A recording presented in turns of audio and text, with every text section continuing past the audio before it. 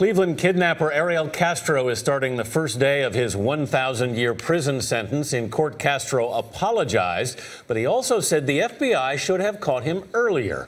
And he went on to describe a happy home. As Dean Reynolds reports, one of his victims set the record straight.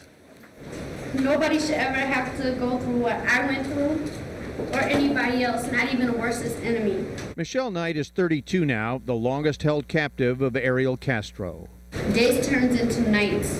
Nights turns into days. Years turn into eternity. Beginning in 2002, she suffered 5 miscarriages in captivity, each one brought on by either beatings or starvation at the hands of Castro. I spent 11 years in hell. Now your hell is just beginning. The women lived in a house with boarded up windows with 100 feet of chains and triple arms on the doors. A government expert on traumatic stress, Dr. Frank Ochberg, said Knight and her fellow captives Gina DeJesus and Amanda Berry have a very long road ahead of them. The damage that was done does not go away.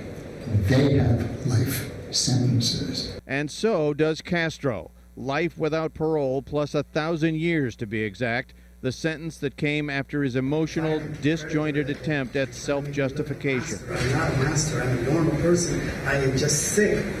I have an addiction, just like an alcoholic has an addiction. Castro blamed his violent streak on his late wife, said his sexual obsession was due to abuse as a child, and insisted the sex he had with his captives was consensual. There was times that they would even ask me for sex, many times.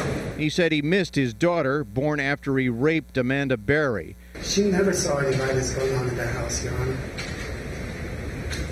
If anyone would question her, she'll say the opposite. She'll probably say, my dad is the best dad in the world. Judge Michael Russo took strong issue with that. I'm not sure there's anybody else in America that will agree with you. Minutes later, Ariel Castro disappeared. For CBS This Morning, Dean Reynolds, Cleveland.